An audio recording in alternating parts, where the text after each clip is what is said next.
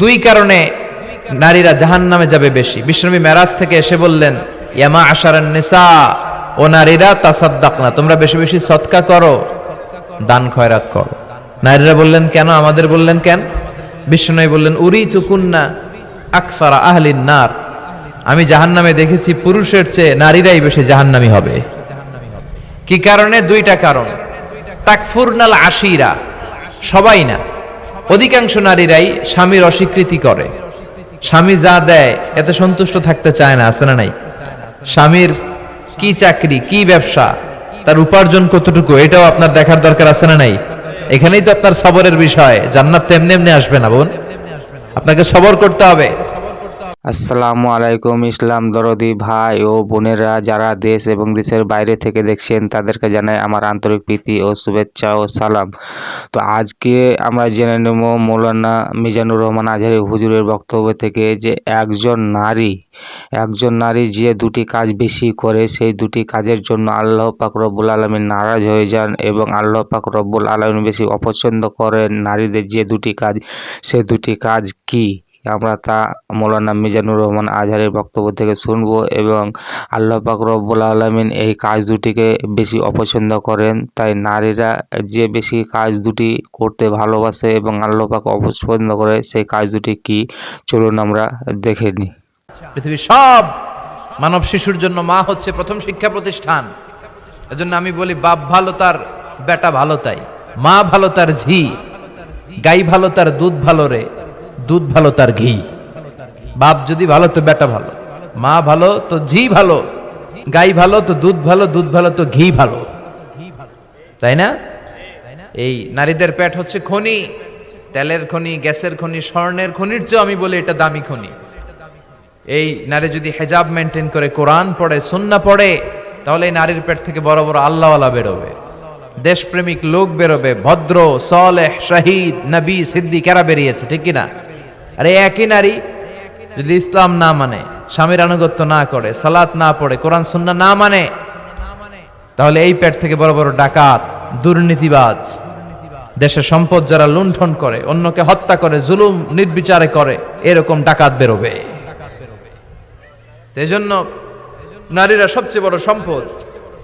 বিষ্ণু বলেছেন, দুনিয়া কুল্লুহা মাতা ও খায়রু মাতা'আদ দুনিয়া আল মারআতু সালিহা। এই দুনিয়ার সব কিছু হচ্ছে সম্পদ, আর এই সব সম্পদের মধ্যে সবচেয়ে দামি সম্পদ হচ্ছে নেককার নারীরা।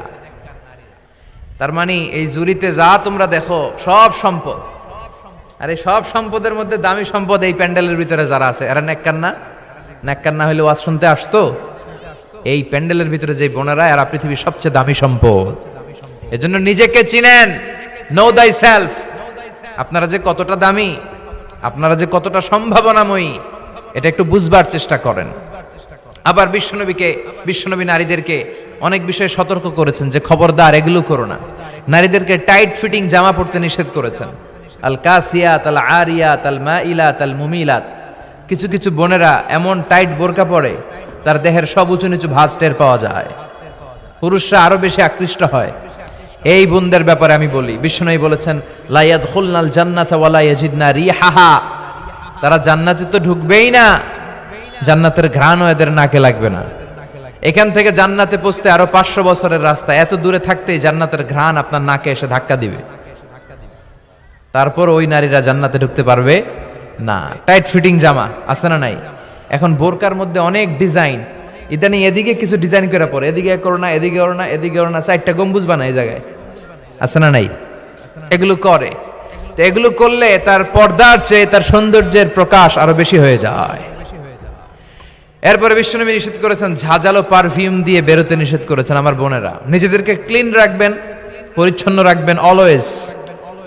আপনি গায়ে ডিওডোরেন্ট, দুর্গন্ধনাশক, পারফিউম দিতে পারেন, তবে সেটা জামার ভেতরে, বাইরে যেন প্রকাশ না পায়। অনেক মহিলা সেজে গুজে বোরকাটা পরে বোরকার উপরে মারে 2টা, আছে না নাই? এই ঝাঁঝালো গন্ধ আশেপাশের যতগুলো পুরুষের নাকে যাবে, আপনার প্রতি আকৃষ্ট হবে। বিশ্বনবী নারীদেরকে জানিয়াদের সাথে তুলনা করেছেন, বলেছেন এরা জিনাকারী, এরা পর্দাওয়ালি নয়, এরা বোরকা পরে বেরোলেও লাভ হবে না, এরা জিনাকারিনী। কারণ এদের গায়ের ঝাঁঝালো পারফিউম সুগন্ধ দিয়ে পরপুরুষকে আকৃষ্ট করার চেষ্টা করেছে। এটা একেবারে নিষেধ, এটা করবেন না। তাহলে টাইট ফিটিং বোরকা পরবেন না, ঢিলে ঢালা পরবেন। পাতলা জামা পরবেন না, যে জামা দিয়ে আপনার শরীর দেখা যায়। নাম্বার 3, ঝাঁঝালো কোনো পারফিউম গায়ের মধ্যে মাখবেন না। নাম্বার 4, বিষ্ণু বলেছেন খবরদার আলগা চুল লাগাবে না কোনো নারীরা। লাগায় অনেকে, জুরিতে এগুলা নাই।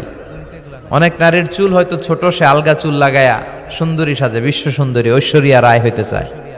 আছে না নাই? না, আল্লাহ যেটা দিয়েছে ওটাতে আপনি সন্তুষ্ট থাকেন, আলগা চুল লাগাবেন না। এরপর বিষ্ণু ব্রু প্লাক করতে নিষেধ করছে।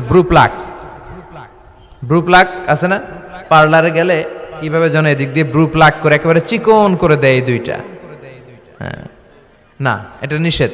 ব্রু প্লাক করতে বিশ্বনবী নিষেধ করেছেন। আমার বোনেরা, আপনারা এটা করবেন না। এরপরে বিশ্বনবী নিষেধ করেছেন তোমরা একে অপরকে লাআনত দিবে না।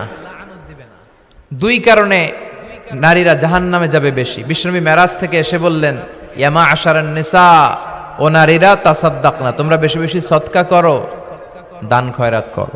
নারীরা বললেন কেন? আমাদের বললেন কেন?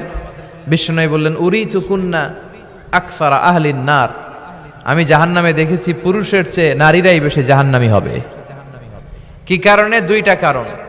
তাকফুরনাল আশিরা, সবাই না, অধিকাংশ নারীরাই স্বামীর অস্বীকৃতি করে।